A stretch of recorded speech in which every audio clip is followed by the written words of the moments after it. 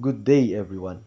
I am Jules Jedan M. Inaudito, a fourth-year BSCE student, and I will be having my discussion about the topic angle of friction.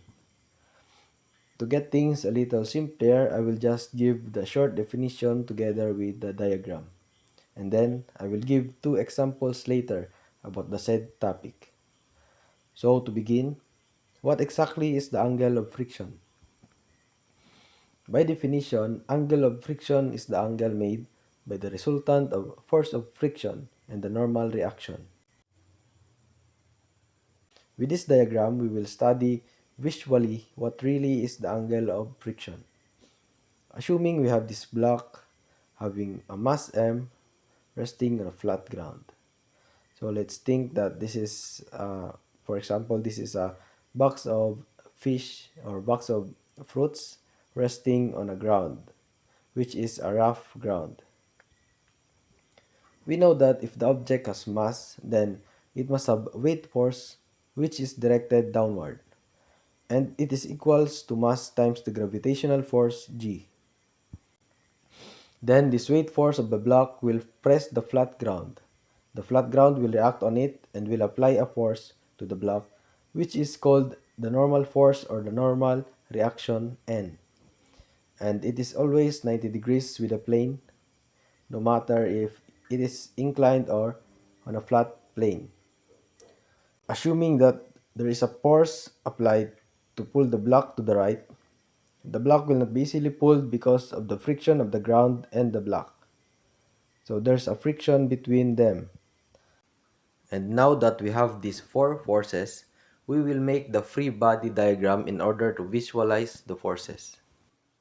And so, to find the resultant force R of the friction force and the normal force, we will make this rectangle or parallelogram. Then, we will draw a line from the origin of our free body diagram to the non-adjacent corner of the parallelogram that we just drawn. Going back to the definition, the angle of friction will be the angle of the resultant force and the normal reaction. So the angle will be in between them.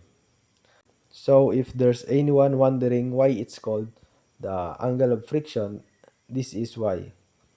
Because of this triangle right here, if we increase the force of friction, the angle will also increase. And when the force of friction decreases, the angle also decreases. And so the term, the angle of friction. By relation of the angle to the friction, we use the trigonometry.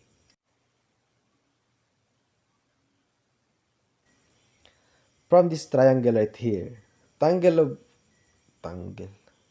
Tangent of theta will be the frictional force over the force normal to the block. This will be the first equation.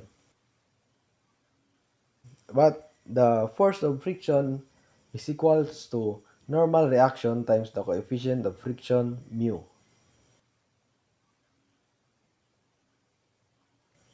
Let's say this is the second equation. So by equating the two equations, we get tangent of theta is now equals to the coefficient of friction mu. So to find the angle of friction, we will just get the arctan of both sides. So the angle of friction is equals to arctan of mu.